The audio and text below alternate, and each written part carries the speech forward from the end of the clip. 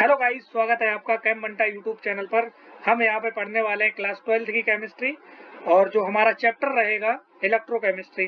Topic रहेगा हमारा electrochemical cell और यहाँ पे हम बेसिक से लेकर हाई लेवल तक की चीजें पढ़ेंगे। इस क्लास के बाद तुम्हें कोई जरूरत नहीं पड़ने वाली है किसी भी क्लास की, बस केवल यहाँ पे लगातार बने रहना और पूरी वीडियो को देखना। स्किप करोगे तो दिक्कत आ सकती है, लेकिन मेरे हिसाब से पूरी चीज देखो तो ज्यादा बेटर रहेगा। तो स्टार्ट करते हैं हम आज का टॉपिक। आज का टॉपिक जो है हमारा इलेक्ट्रोकेमिस्ट्री। देखो, जो नोट्स हैं सारे इसी तरह से मिलेंगे, तुम अपना स्क्रीनशॉट लेते रहना है या कुछ भी लिख लो रोक रोक के।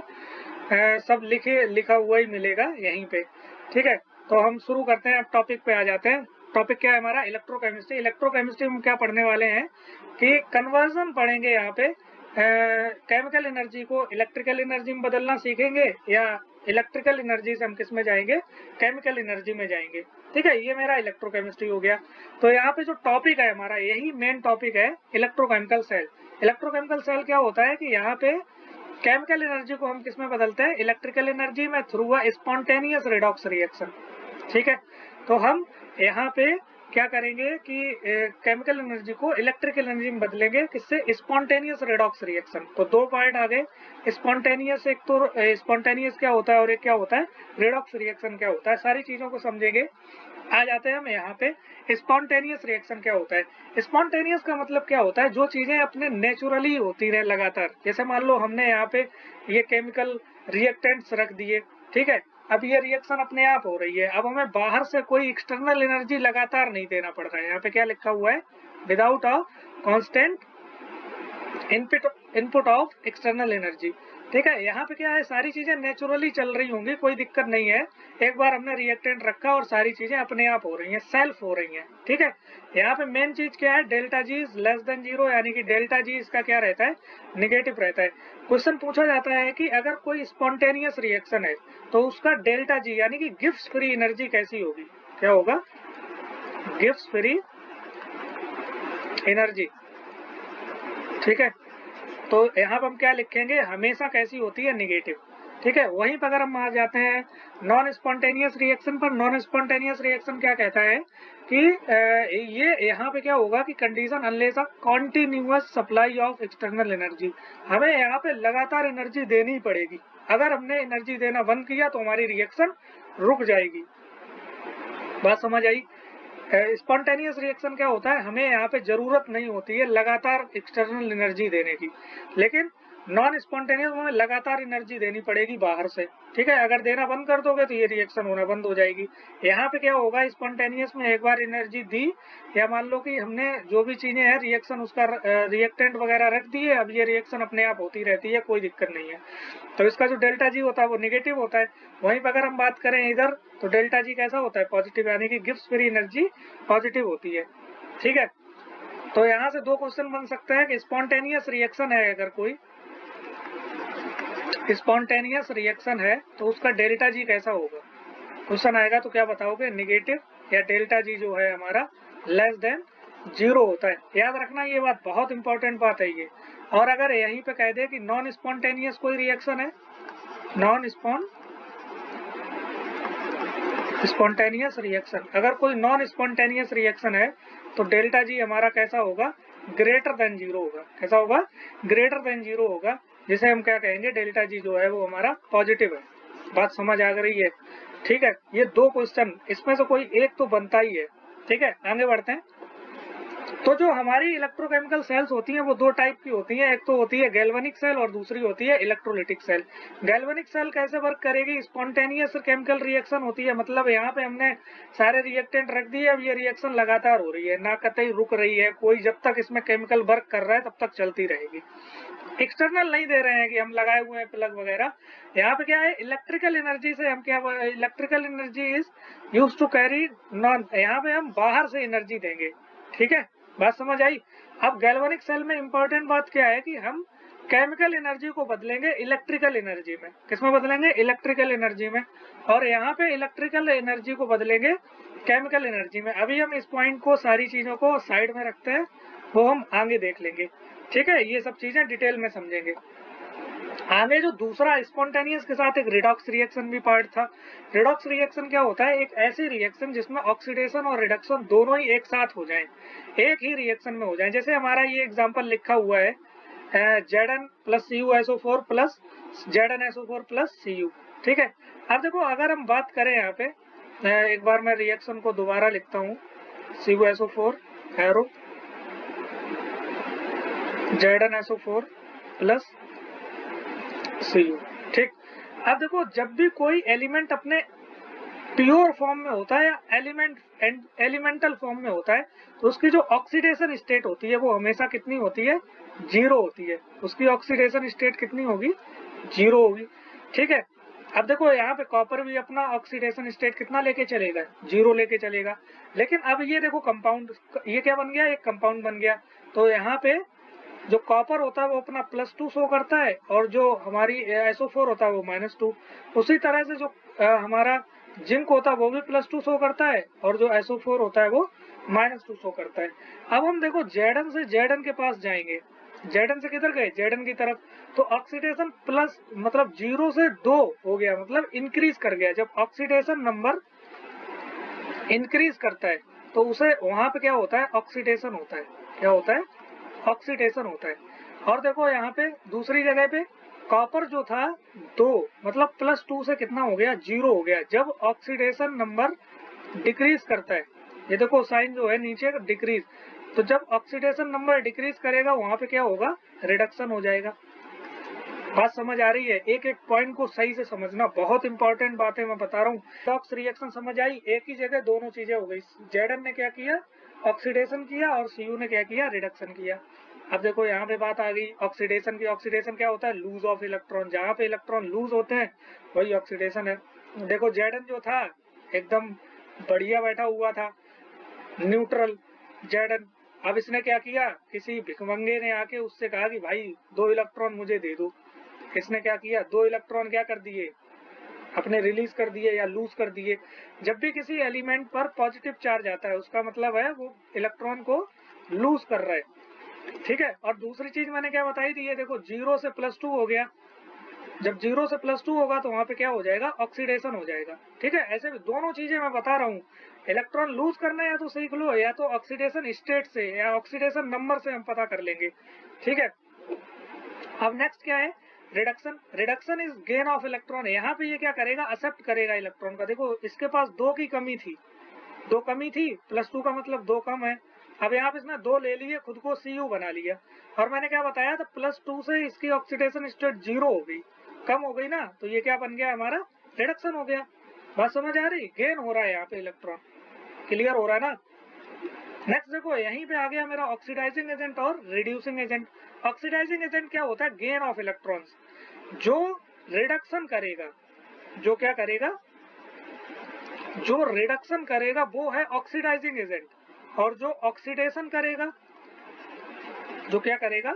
ऑक्सीडेशन करेगा, वो होता है रिड्यूसिंग एजेंट। बात बहुत ही इंपॉर्टेंट है, उल्टा होता है एकदम। जो रिड्यूस होता है, जो रिड्यूस करता है खुद को, वो होता है ऑक्सीडाइजिंग एजेंट, और जो ऑक्सीडाइज्ड होता है वो होता है रिड्यूसिंग एजेंट। ठीक है, नेक्स्ट जो हमारा टर्म है वो क्या है? इलेक्ट्रोलाइट। इलेक्ट्रोलाइट क्या होता है? कंडक्ट, इलेक्ट्रिसिटी को कंडक्ट करता है, या तो मोल्टन स्टेट यानी कि पिघले हुए रूप में, या फिर एक्वस स्टेट में। हम इनमें पानी मिला के कुछ बना लें, जैसे मान लो नमक है, उसको पानी मिला दिया, NaCl का जो घोल बन के तैयार होता है या सोल्यूशन बन के तैयार होता है। अब जैसे ये देखो यहाँ पे NaCl, हमने NaCl का जो इलेक्ट्रोलाइट लिया वो Na+Cl- में इसी तरह से उसमें घूम रहा होगा। जो भी चीजें आइंस छोड़ती हैं वाटर में तो वही सब वो क्या बन जाती है? इलेक्ट्रोलाइट बन जाती हैं। ठीक है, इसका बहुत काम होगा। जैसे मान लो कि हम लोग जो हमारे घर पे इन्वर्टर वाली बैटरी यूज करते हैं उसमें हम H2SO4 डालते हैं बाहर से लेके आके। अब तो बोतल जो आती है 50 रुपए वाली, तो उसमें जो H2SO4 पड़ा होता है ना, जो हम लोग डालते हैं उसके अंदर, जो भी मिक्सर होता है, फिल्टर करके इसको बनाया जाता है। पहले तो हम ओरिजिनल डाल देते थे एकदम कंसंट्रेटेड, अब क्या होता है? इसको बनाया जाता है। तो ये जो हम डालते हैं ना, ये जो बोतल का पानी जो होता है, यही इलेक्ट्रोलाइट होती है। क्या होती है? इलेक्ट्रोलाइट होती है। ठीक, अब ये भी इलेक्ट्रोलाइट भी 2 टाइप की होती है। एक तो स्ट्रॉन्ग इलेक्ट्रोलाइट जो पूरी तरीके से आयनाइज हो जाए, जैसे NaCl होता है, ये कैसा है, स्ट्रॉन्ग इलेक्ट्रोलाइट है ये, Na+ और Cl- में पूरी तरीके से टूट जाता है, और उसी तरह से NaOH जो है Na+ OH- में टूट जाता है। उसी तरह से अगर हम वीक इलेक्ट्रोलाइट की बात कर लें तो ये पार्शियली आयनाइज होते हैं, जैसे ये देखो, ये पार्शियल CH3COO में टूट जाएगा और ये H+ में, ये पार्शियली होता है, पूरी तरीके से नहीं टूटते हैं, NH4+ OH-। ठीक है, अब देखो जो हमारा टॉपिक है वो क्या है, इलेक्ट्रोकेमिकल सेल। अब हम आ जाते हैं अपने मेन टॉपिक पे। ये क्या कह रहा है कि हम इलेक्ट्रिकल एनर्जी प्रोड्यूस करेंगे केमिकल रिएक्शंस करके। ठीक है, क्योंकि हम केमिस्ट्री पढ़ रहे हैं तो यहाँ पे केमिकल रिएक्शन करना ही पड़ेगा। तो जो भी हम केमिकल रिएक्शंस करेंगे जिससे क्या बनेगी, इलेक्ट्रिकल एनर्जी बनेगी, वही क्या है, हमारी इलेक्ट्रोकेमिकल सेल है। और यहाँ पे क्या होगा, रिडॉक्स रिएक्शन होगा। ये सब चीजें हम पहले ही पढ़ चुके हैं। देखो अब आ जाते हैं यहाँ पे, अब हम पढ़ेंगे डैनियल सेल के बारे में, डैनियल सेल बनाते कैसे हैं, वर्किंग कैसे होती है, ये सारी चीजें। ठीक है, अब देखो हम क्या करते हैं, दो बीकर लेते हैं, दो क्या लेंगे, बीकर लेंगे। बीकर एक जो लेफ्ट साइड होता है इसको बोलेंगे लेफ्ट हाफ सेल, दो हाफ सेल बनेंगी इसमें, एक होगी लेफ्ट हाफ सेल, एक क्या होगी, राइट हाफ सेल। ठीक है, दो दो सेल हमने ले ली, यानी कि दो कंटेनर ले लिए। अब इसमें एक रॉड डाली, जो रॉड हम डैनियल सेल के बारे में पढ़ेंगे तो Zn की एक रॉड डालेंगे, दूसरे वाले में किसकी डालेंगे, Cu की रॉड डालेंगे। बात समझ आ गई? तो मैं इसको ऐसा करता हूँ, मैं खुद ही इसको बना के तुम्हें सिखाता हूँ। तो आ जाते हैं हम यहाँ पे। अब देखो हम क्या लेंगे, दो कंटेनर्स लेंगे। यहाँ पे थोड़ा सा मेरी राइटिंग खराब रहेगी। दो कंटेनर ले लिए गाइस हमने। ठीक, अब दो कंटेनर ले लिए, अब इसमें हम क्या डालेंगे, दो रॉड डालेंगे मेटल की, दो क्या डालेंगे, मेटल की रॉड डालेंगे। रॉड क्या होंगी, इनको हम क्या बोलते हैं, इलेक्ट्रोड। जो मेटल की रॉड होती है उनको क्या बोलते हैं, इलेक्ट्रोड बोलते हैं, ELECTROD। बात समझ आई, इलेक्ट्रोड। अब देखो जो रॉड तुम इसमें डालोगे, क्योंकि हम डैनियल सेल पढ़ रहे हैं भाई, डैनियल सेल। ठीक है, अगर हम डैनियल सेल की बात कर रहे हैं तो हम यहाँ पे जो इस साइड होगा उसमें डालेंगे Zn, और उस साइड में क्या डालेंगे, Cu की रॉड डाल देंगे। अब देखो यहाँ पे खास बात क्या है, अगर Zn की रॉड ली तो इसका ही इलेक्ट्रोलाइट भी हमको लेना पड़ेगा। अगर हमने Zn का रॉड लिया है तो उसमें सोल्यूशन यानी कि इलेक्ट्रोलाइट भी किसकी लेनी पड़ेगी, Zn की। तो हमने ZnSO4 का 1 मोलर सोल्यूशन ले लिया। कितना ले लिया, 1 मोलर सोल्यूशन। अब उस दूसरी तरफ हम क्या करेंगे, एक Cu की रॉड डालेंगे। किसकी रॉड डालेंगे, Cu की रॉड डालेंगे। तो हमें यहाँ पे सोल्यूशन भी किसका लेना पड़ेगा, Cu का। ये बहुत ही इंपॉर्टेंट बात है। इस इधर हमने क्या ले लिया, CuSO4 का सोल्यूशन ले लिया, जो भी कितना होगा, 1 मोलर ही सोल्यूशन होगा। ठीक है, अब हम क्या करेंगे, यहाँ पर एक की के थ्रू उसको क्या करेंगे, इधर जोड़ देंगे। और यहाँ पे एक गैल्वेनोमीटर मान लो मैंने लगा दिया, या मान लो कि अमीटर लगा दिया, वोल्ट मीटर, कुछ भी लगा सकते हैं। ठीक है, यहाँ पे अब देखो क्या होगा कि इसको इस साइड में, इसे हम बोलेंगे लेफ्ट हाफ सेल। इसको क्या बोलेंगे, लेफ्ट हाफ सेल। और इसे क्या बोलेंगे, राइट हाफ सेल। ठीक है, इसको हम देखो एक चीज से याद भी करते हैं, लोन से, LOAN। लोन जानते ही होगे, कर्ज, समझते हो। तो O का मतलब क्या होता है, ऑक्सीडेशन। क्या होता है, ऑक्सीडेशन। A का मतलब क्या होता है, एनोड। और N का मतलब क्या होता है, निगेटिव। सही है, देखो ये लेफ्ट हाफ सेल हो गई, और इस साइड में क्या होगा, ऑक्सीडेशन होगा। इस साइड क्या होगा, ऑक्सीडेशन होगा। बात समझ आई, इधर साइड क्या होगा, ऑक्सीडेशन हो जाएगा। तो ऑक्सीडेशन होगा, और ये जो टर्मिनल होगा वो निगेटिव होगा। इस टर्मिनल को हम क्या बोलेंगे, एनोड बोलेंगे। और दूसरी तरफ हम जाएंगे, ये जो है इस तरफ के लोग, ये क्या हो जाएगा, राइट हाफ सेल। अगर इस साइड रिडक्शन ऑक्सीडेशन होगा तो इधर हम क्या हो जाएगा, रिडक्शन हो जाएगा। इधर क्या हो जाएगा, रिडक्शन होगा। अगर ये एनोड है तो ये क्या हो जाएगा, कैथोड है। अगर एक तरफ याद है तो दूसरी तरफ तो अपने आप याद हो जाएगा। अगर ये निगेटिव टर्मिनल है तो ये कैसा हो जाएगा, पॉजिटिव टर्मिनल हो जाएगा। ये बहुत इंपॉर्टेंट बात है कि किधर ऑक्सीडेशन होता है, किधर रिडक्शन होता है। इसको हम किससे याद करेंगे, लोन से याद करेंगे। ठीक है, इतनी बात समझ आ गई। अगर इतनी बात समझ आई है तो हम आगे बढ़ते हैं। अब हम यहीं पे आ जाते हैं, इसी वाली दोबारा फिगर पे। तो अब यहाँ पे देखो मैंने क्या बताया, ये निगेटिव टर्मिनल है, पीछे से देख लेंगे हम, ये पॉजिटिव टर्मिनल है। ठीक, अभी हम इसके बारे में नहीं, अभी मैं इसको क्या करता हूँ, इसके बारे में नहीं बताता ये क्या पड़ा हुआ है। ठीक, मैंने एक रॉड ली जो जिंक की रॉड है। अब इसमें जिंक SO4 पड़ा हुआ है, मतलब 1 मोलर सोल्यूशन। इधर Cu की रॉड ली थी और CuSO4 पड़ा हुआ था। जब हमने की नहीं जोड़ी है तो ये वाला जो सोल्यूशन है वो कैसा है, न्यूट्रल है। कैसा है, न्यूट्रल। और इधर वाला भी सोल्यूशन क्या है, न्यूट्रल है। बात समझ आ रही है।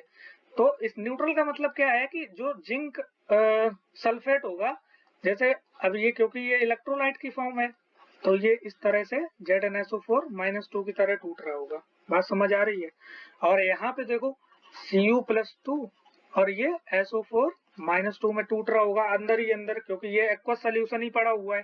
बात समझ आ रही है। अब न्यूट्रल का मतलब क्या है, अगर इसके 100 आइंस हैं तो इसके भी कितने आइंस होंगे, 100 आइंस ही होंगे। इधर भी क्या है, 100 अगर आइंस Cu+ के हैं तो SO4 के भी कितने हैं, 100 आइंस। इसीलिए तो ये न्यूट्रल है ना। ये बात क्यों बता रहा हूँ अभी समझ आएगा तुम्हें। हाँ, तो मैंने इसको थोड़ा सा छोटा कर दिया है। चलो, तो मैंने क्या बताया, Zn+2 100 आइंस, इसके भी 100 आइंस। ठीक है, अब देखो लेफ्ट हाफ सेल्फ मैंने क्या कहा था, ऑक्सीडेशन होता है। पीछे लिखाया था ना, यहाँ पे क्या होता है, ऑक्सीडेशन होता है। और राइट हाफ सेल पे क्या होता है, रिडक्शन होता है। ऑक्सीडेशन का मतलब क्या है कि जो रॉड होगी, इधर Zn की रॉड पड़ी हुई है, ये खुद को क्या करेगी, ऑक्सीडेशन करना शुरू कर देगी। जो Zn होगा वो किसमें टूटने लगेगा, Zn+2 और 2 इलेक्ट्रॉन्स। ठीक, इधर देखो Cu जो होगा वो 2 इलेक्ट्रॉन्स लेके खुद को किस में कन्वर्ट करने लगेगा, Cu में। ठीक, ये एक्वस हो जाएगा, ये भी एक्वस हो जाएगा। अब समझो, जैसे ही हमने इधर की को प्रेस किया, मतलब जो सर्किट था उसको मैंने क्लोज किया, तो यहाँ से इलेक्ट्रॉन, यहाँ से जो देखो ये है ना, Zn जो है ऑक्सीडाइज होना शुरू होगी। और जो Zn का पार्ट है वो टूट टूट के इसमें गिरने लगेगा, Zn+2 के फॉर्म में लगातार गिरेगा। और जो 2 इलेक्ट्रॉन्स हैं ये इस रॉड से इसकी तरफ, ऊपर की तरफ चलना शुरू कर देंगे। किस साइड, इधर साइड।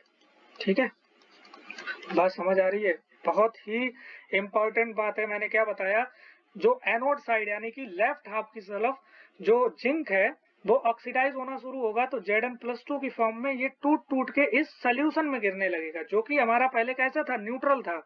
Zn+2 किसमें गिर रहा है, सोल्यूशन की तरफ। अब देखो इधर, क्योंकि ये अंदर पहले से ही Cu+2 इसमें डला हुआ था और Cu+2 की फॉर्म में, जैसे ही इधर से ये 2 इलेक्ट्रॉन्स आते हुए देखेगा, ये इलेक्ट्रॉन्स इधर ही तो आएंगे, और जब इलेक्ट्रॉन आएंगे तो करंट बनेगा। जैसे ये इलेक्ट्रॉन इधर आएंगे तो जो Cu+2 है इसको देखेगा, तो ये क्या करेगा, इसके ऊपर Cu+2 जो है वो इस रॉड के ऊपर चढ़ने लगेगा। इस रॉड के ऊपर क्या करने लगेगा, चढ़ने लगेगा। और ये रॉड कैसी होने लगेगी, इधर मोटी रॉड होने लगेगी। कैसी हो जाएगी ये रॉड, मोटी होने लगेगी। और इधर वाली जो रॉड है टूट टूट के, क्योंकि गिर रही है ये इसके अंदर, तो ये लगातार रॉड कैसी हो जाएगी, टूटती जाएगी और पतली होती चली जाएगी। ठीक है, बात समझ आ रही है। ये रॉड जो है वो कैसी होती जाएगी, पतली होती चली जाएगी। और इधर रॉड कैसी होने लगेगी, मोटी। अब देखो यहाँ पे लगातार ये रिएक्शन होने लगी, इधर साइड इलेक्ट्रॉन चला, तो जो मेरा करंट है वो किस साइड बनेगा, उल्टा। जो मेरा इलेक्ट्रॉन है गाइस, वो इलेक्ट्रॉन किधर से किधर जा रहा है, Zn से Cu की तरफ जा रहा है। Zn रॉड से Cu की तरफ, यानी कि एनोड से कैथोड की तरफ जा रहा है। और जो मेरा करंट है, जो क्या है, करंट है, वो Cu से Zn की तरफ बनेगा। किसकी तरफ बनेगा, Zn की तरफ। ठीक है, उल्टा बनेगा ना, मतलब कैथोड से एनोड की तरफ करंट बनेगा। ठीक है ना, बात क्लियर हो रही है। अब यहाँ पे क्या होगा, देखो लगातार ये इसमें टूट टूट के गिर रहा है, गिर रहा है, गिर रहा है लगातार। और ये जो Cu इसमें सोल्यूशन में था वो लगातार इसके ऊपर चढ़ रहा है, चढ़ रहा है, इसको मोटा करता चला जा रहा है यहाँ पे। अब ये टूट टूट के, अब जैसे देखो यहाँ पे मान लो कि थोड़ी देर बाद देखा गया कि 50 मॉलिक्यूल्स जो थे Zn के इसके अंदर और गिर गए, तो ये कितने हो गए, 150 हो गए। और ये अभी भी कितने हैं, 100 ही है। क्लियर हो रही ना बात। यहाँ पे Zn+2 लगातार इसके अंदर गिर रहा है। ठीक है, और ये इसके ऊपर क्या कर रहा है, इधर साइड देखो Cu लगातार इस पे चढ़ रहा है। तो मान लो कि इधर क्या हुआ कि केवल 50 ही रह गए अब CU अंदर, और अभी भी इधर कितने हैं, ये 100 है, क्योंकि यहाँ पे पॉजिटिव चार्ज बढ़ गया। तो देखो यहाँ पे जो Zn की संख्या है, Zn आयन जो है वो लगातार बढ़ते जा रहे हैं। तो जो हमारा सोल्यूशन था वो पॉजिटिव हो गया। जब शुरुआत में हमने सोल्यूशन लिया तो वो कैसा था, न्यूट्रल। अब जो मेरा सोल्यूशन है वो पॉजिटिव हो गया। इधर वाला जो है सोल्यूशन वो निगेटिव हो गया, क्योंकि यहाँ पे पॉजिटिव कम हो गया और निगेटिव क्या हो गया, ज्यादा। इस चीज को क्लियर तरीके से समझते रहो भाई, मैं क्या बता रहा हूँ। यहाँ पे Zn+2 क्योंकि लगातार टूट टूट के गिर रहा है सोल्यूशन में, तो Zn की मात्रा बढ़ती जा रही है, इंक्रीज हो रहा है, तो ये पॉजिटिव सोल्यूशन कैसा हो गया, पॉजिटिव। इधर सोल्यूशन कैसा हो गया, निगेटिव। अब जो इलेक्ट्रॉन ऊपर जा रहा था उसको पॉजिटिव चार्ज यही मिल गया इस सोल्यूशन में ही, तो ये चलना ही बंद कर देता है। बात क्लियर हो रही कि नहीं हो रही भाई, मैं क्या बता रहा हूँ। ये Zn जो है वो लगातार इसमें टूट के गिर रहा था, तो जो सोल्यूशन था वो लगातार पॉजिटिव होता जा रहा, न्यूट्रल था अब पॉजिटिव हो गया। और यहाँ से जो Cu था वो इस रॉड पे चढ़ रहा था, इसलिए ये वाला जो रॉड है वो कैसा हो गया, निगेटिव हो गया। तो इस वजह से, क्योंकि ये सोल्यूशन पॉजिटिव हो गया अब, तो ये जो इलेक्ट्रॉन है वो चलना ही बंद कर दिया। और जब ये इलेक्ट्रॉन चलना बंद कर देगा तो करंट बनेगा नहीं, करंट बनेगा नहीं, इलेक्ट्रिसिटी बनेगी नहीं। तो मेरी सेल क्या हो जाती थी, खराब हो गई। सेल का काम ही खत्म हो गया, कुछ टाइम चली बंद हो गई। ठीक है, तो फिर इसका एक नया जुगाड़ निकाला गया। क्या निकाला गया, अब देखो यहाँ पे मैं दोबारा से एक बार क्लियर कर रहा हूँ। अब यहाँ पे एक जुगाड़ क्या निकालेगी भाई, यहाँ पे मेरी रॉड पड़ी हुई थी, ठीक इस तरह से। थोड़ा सा राइटिंग गड़बड़ है गाइस, उसको थोड़ा सा एडजस्ट करना अभी फिलहाल के लिए। तो ये हमारा मीटर लगा हुआ है। अब देखो यहाँ पे जो कंडीशन बनी, उधर करंट चलना बंद हो गया। फिर हम यहाँ पे क्या किया गया, एक सॉल्ट ब्रिज, ये जो मैंने दिखाया था पीछे, जिसे मैंने निगलेक्ट कर दिया था, ये कहा था कि इसको बारे में बाद में बताते हैं। तो फिर हमने क्या डाला, इसमें सॉल्ट ब्रिज डाला। और सॉल्ट ब्रिज में एक इलेक्ट्रोलाइट डालते हैं, ऐसे इलेक्ट्रोलाइट जैसे मान लो मैंने KCl डाल दी। कुछ चुनिंदा ही है इसमें, ऐसा नहीं है कि कुछ भी डाल देंगे, कुछ जो हम बताएंगे वही डाल सकते हैं। KCl इसमें डाल दिया, क्योंकि यहाँ पे Zn+2, इस वाले साइड में Zn+2 इंक्रीज हो गया, और यहाँ पे SO4-2 इंक्रीज हो गया, जिसकी वजह से ये जो सोल्यूशन था वो निगेटिव हो गया, और ये वाला जो सोल्यूशन था वो पॉजिटिव हो गया। अब देखो इधर क्या होगा, सॉल्ट ब्रिज में हम एक इलेक्ट्रोलाइट डालते हैं, इलेक्ट्रोलाइट डालेंगे, जैसे मान लो KCl डाला, और हम इसको लेते किसमें है, एक अगर जेली आता है, अगर जेली, ठीक है। जैसे जो आटा टाइप आटा होता ना, आटा जैसा एकदम, जैसे जेली हम लोग खाया करते थे, आटे जैसे घोल में इसको मिलाया जाता है, ठीक है। अब देखो यहाँ से Cl इसके अंदर जाता है, और इधर K जाता है। अब देखो यहाँ Zn+2 बहुत एक्स्ट्रा हो गया था, यहाँ पे जो Cl है इससे मिलकर क्या बना लेता है, ZnCl2। तो इधर Cl गिर के क्या करता है, Zn को खत्म करता है। इधर जो K है वो K2SO4 बनाता है, तो ये इधर साइड जाके किसको खत्म करता है, SO4 का। तो जो साल्ट ब्रिज का वर्क है भाई, वो क्या है हमारा, साल्ट ब्रिज यहाँ पे न्यूट्रलिटी लाता है। क्या लाता है, न्यूट्रलिटी लाता है। ठीक है, इतनी बात क्लियर हो गई कि नहीं हो गई।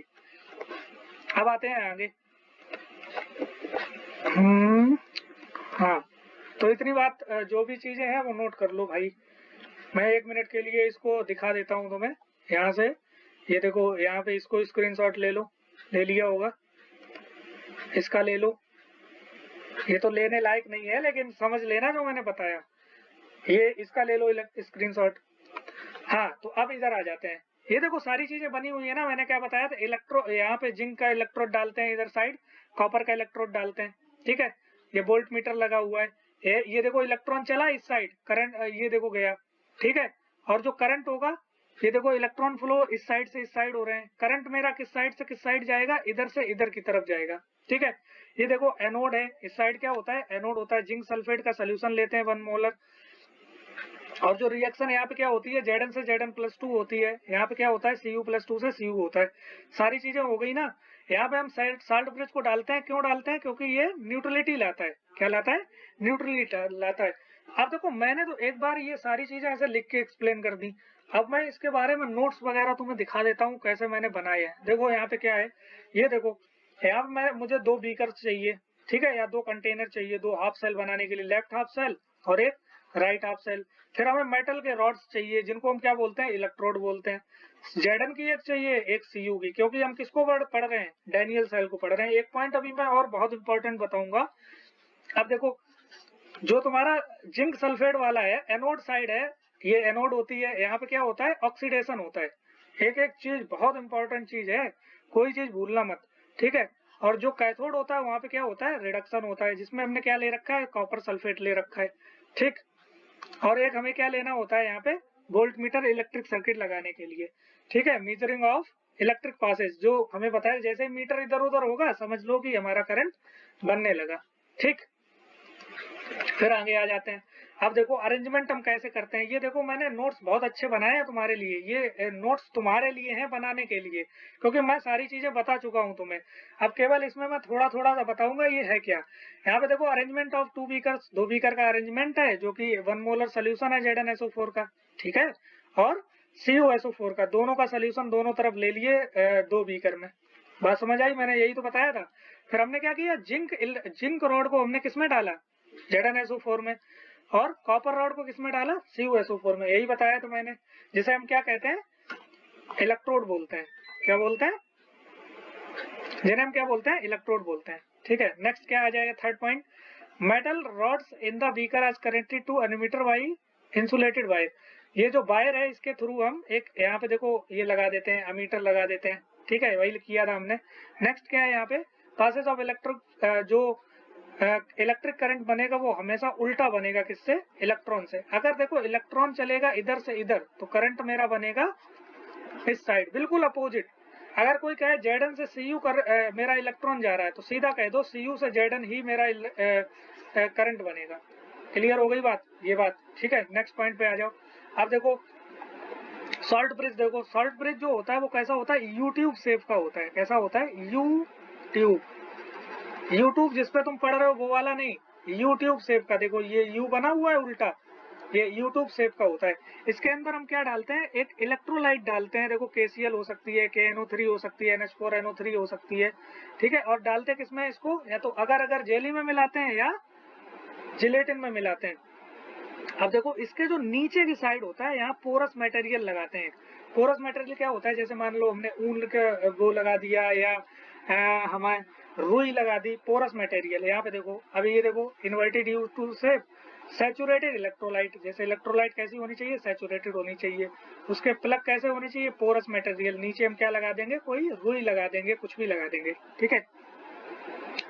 इंसर्ट करेंगे हम, करंट फ्लो होने लगेगा मीटर में, ये सब बातें तो हो ही गई है। समझते हैं यहाँ पे सॉल्ट ब्रिज के बारे में। सॉल्ट ब्रिज क्या होता है, ये यूट्यूब शेप का होता है। KCl KNO3 या NH4NO3 की तरह इलेक्ट्रोलाइट की तरह वर्क कर सकता है यहाँ पे, ठीक है। और किसमें लेते हैं इसको, अगर जेली में, जिलेटिन में, यही पॉइंट्स हैं सारे। अब देखो यहाँ पे लिखा हुआ, इसके जो ओपनिंग साइड होता है, ये जो नीचे दिख रहा है ना, ये दिख रहा है, इसको हम क्या पोरस मटेरियल लगा देते हैं। इसमें ग्लास वूल हो गया, कॉटन हो गया, रुई वगैरह लगा देते हैं। अमीटर में तो जोड़ ही देते हैं, ये ऑब्जर्व करता है करंट बन रहा कि नहीं बन रहा, ठीक। तो अब देखो ऑब्जर्वेशन मैंने क्या बताया, तो जो जिंक रॉड होती है वो अपना वेट को लूज करती है। मैंने क्या बताया था, ये टूट के इसके अंदर गिरती है, ठीक। वहीं पे फिर क्या होता है, टूटने के कारण जो ZnSO4 सोल्यूशन होता है उसमें Zn की मात्रा बढ़ जाती है। तो मैंने क्या बताया था, इस साइड में पॉजिटिव हो जाता है हमारा सोल्यूशन, ठीक। फिर दूसरे साइड में देखो कॉपर जो होता है डिपोजिट होने लगता है, अब उसी इलेक्ट्रोलाइट पे लगातार चढ़ने लगता था, मैंने बताया था पीछे, ठीक है। और Cu+2 की जो मात्रा होती है वो डिक्रीज हो जाती है, SO4 बढ़ जाता है, इसलिए इसका सोल्यूशन कैसा हो जाता है, निगेटिव हो जाता है। क्लियर हो रही है बात, पीछे वाला सारी चीज अब लिखित दे रहा हूँ, ये सब बताने की जरूरत नहीं है, ये तुम्हारे लिए नोट्स हैं, ठीक है। बढ़िया से नोट्स बनाओ और याद करोगे मुझे कि क्या नोट्स दिए हैं मैंने, ठीक है। फिर देखो यहाँ पे जो फ्लो ऑफ इलेक्ट्रॉन्स होता है किधर, जिंक से कॉपर रॉड की तरफ जाता है, ठीक है। और जो करंट बनता है वो कॉपर से जिंक की तरफ बनता है, जिसे हम कह सकते हैं कि जो हमारा इलेक्ट्रॉन है वो एनोड से कैथोड की तरफ चलता है, एनोड से कैथोड की तरफ, ठीक। और जो मेरा करंट है वो कैथोड से एनोड की तरफ चलता है। कुछ भी लिख सकते हो जब भी यही सब क्वेश्चन आएंगे, ऐसा नहीं तुमसे पूरा कहेगा कि बनाओ इसका चार्ट बनाओ, ये करो वो करो, ये पूछेगा तुमसे क्वेश्चन से इसी में से ठीक है, तो यहाँ पे एक पॉइंट और लिखा हुआ है, इलेक्ट्रिक करंट हमेशा उल्टा चलता है, अपोजिट चलता है किसके, फ्लो ऑफ इलेक्ट्रॉन के। इलेक्ट्रॉन अगर इस डायरेक्शन में जाएगा तो करंट इस डायरेक्शन में आएगा, बिल्कुल उल्टा। ठीक, नेक्स्ट यहाँ पे देखो साल्ट ब्रिज के बारे में हमने बता ही दिया तो सारी चीजें। अब यहाँ पे जो भी तुम्हें नोट करने वाली हूँ वो कर लेना, ठीक है। अब देखो साल्ट ब्रिज का फंक्शन हम समझ लेते हैं। साल्ट ब्रिज जो होता है यूट्यूब शेप का हमने समझ ही लिया है। इसमें इनर्ट एक इलेक्ट्रोलाइट, इनर्ट का मतलब क्या होता है, एक ऐसी इलेक्ट्रोलाइट जो केमिकल रिएक्शन जो हो रही है हमारी, उसके अंदर ZnSO4 पड़ा हुआ है, CuSO4 पड़ा हुआ है, उसको डिस्टर्ब नहीं करने वाली है। इलेक्ट्रिसिटी को बनाने में इनका कोई काम नहीं है। देखो यहाँ पे द मोबिलिटी ऑफ एनाइन, अब जैसे मान लो कि मैंने क्या बताया, जो साल्ट ब्रिज इस तरह से पड़ा हुआ था, अगर इस साइड एक Cl गया तो दूसरी तरफ क्या गिरेगा जाके, K गिरेगा जाके। बराबर चलेंगी चीजें, ऐसा नहीं है कि एक तरफ Cl चला गया फिर Cl चला गया, इधर K नहीं जा रहा, बराबर जाएगा। अगर Cl इधर गया तो K उधर जाएगा, ठीक है। तो यहाँ पे क्या लिखा हुआ है, A9 and cation electrolyte should be same, मतलब इसमें मोबिलिटी जो है, चलना है जो इलेक्ट्रोलाइट को बराबर रहेगा, दोनों तरफ सेम सेम। नेक्स्ट क्या है, the ions of the electrolytes are not involve in electrochemical change, मतलब जो रिएक्शंस उसमें हो रही है, इलेक्ट्रो जो हमारी सेल है, डेनियल सेल है, उसमें कोई पार्टिसिपेट नहीं इनका होगा। ये केवल न्यूट्रल करेंगी जाके, जो Zn बढ़ गया था उधर SO4 बढ़ गया तो उसको सिर्फ न्यूट्रल कर रही है, ठीक। नेक्स्ट क्या है, the ions do not react chemically, यहाँ पे वही बात मैंने बता दी, KCl ले लेंगे, KNO3, ये एग्जांपल्स हो जाएंगे इलेक्ट्रोलाइट के। किसमें हम इसको प्रिपेयर करते हैं, अगर जेली या जिलेटिन में डाल के इसको वो करते हैं, ठीक है, प्रिवेंट करते हैं इसको जो हमारा। अब देखो इसका फंक्शन क्या है, मेन फंक्शन, क्वेश्चन पूछेगा what is the functions of salt bridge, यहाँ पे क्या था, इसके भी फंक्शन थे, ये छोटी मोटी बातें थी, मेन फंक्शन यही है। ये क्या करता है कि जो हमारी इलेक्ट्रिसिटी बंद हो गई थी ना बीच में, मैंने बताया था कि बंद हो गई, तब हमने क्या डाला, साल्ट ब्रिज डाला। इसलिए ये साल्ट ब्रिज क्या काम करता है, इलेक्ट्रिक सर्किट को कंप्लीट करता है, जो बंद हो गई थी ना, अब इसको दोबारा चालू करने के लिए ये पड़ जाता है, अब आराम से रिएक्शन होती रहती है। जो हमारी सेल आया करती थी उसके बीच में बीच में वो निकलता था काला काला, उसके बीच में एक मेटल की रॉड मिलती थी, वही साल्ट ब्रिज होता है। दूसरा इसका मेन फंक्शन क्या है, ये न्यूट्रलिटी लाता है दोनों सेल, हाफ सेल के बीच में। जो देखो इधर Zn, इधर क्या हुआ था, Zn+2 बहुत ज्यादा हो गया था, तो इसको न्यूट्रल करता है, Zn को बराबर करता है और SO4 के बराबर ला जाता है। इधर Cu की कमी हो जाती है, इसलिए SO4 को कम करता है, ठीक है। बहुत दोनों पॉइंट इंपॉर्टेंट है, याद रखना, फंक्शन ऑफ, ये सीधा सीधा क्वेश्चन आता है। तो गाइस इतना हमारा हो गया है, हाँ, तो साल्ट ब्रिज हो गया, बहुत इंपॉर्टेंट है ये, मैंने स्टार बना ही दिया था यहाँ पे, ठीक है। तो इतनी चीजें हो गई इलेक्ट्रोकेमिकल सेल के बारे में, सारी चीजें समझ लो गाइस बहुत अच्छे तरीके से, कोई दिक्कत आने वाली नहीं है, ठीक है। सारे स्क्रीनशॉट लेते रहना, मैं एक बार फिर से इनको चला देता हूँ, ये रही, ठीक है। अब सारी चीजें एक एक तरीके से समझना, और यहाँ पे मैं क्या करता हूँ, कुछ क्वेश्चंस तुम्हें दे देता हूँ, एक बार इसको स्क्रीनशॉट ले लो धीरे धीरे करके। जो भी समझना है उसको कमेंट करके पूछ लेना, लाइक कर देना, सब्सक्राइब कर लेना, मन हो तो, अच्छा लगे तभी करना भाई, ठीक है। यहाँ तक हमारा हो गया है काम। अब मैं कुछ क्वेश्चंस दे देता हूँ इलेक्ट्रोकेमिकल सेल पे, ठीक है। ये तुम्हारा होमवर्क रहने वाला है, इसको अगली क्लास में आके डिस्कस कर लेंगे। होमवर्क में क्या है कि इन डेनियल सेल पे ही सारे क्वेश्चन रहेंगे, डेनियल सेल पे क्वेश्चंस रहेंगे। पहला क्वेश्चन क्या रहेगा कि what is the flow of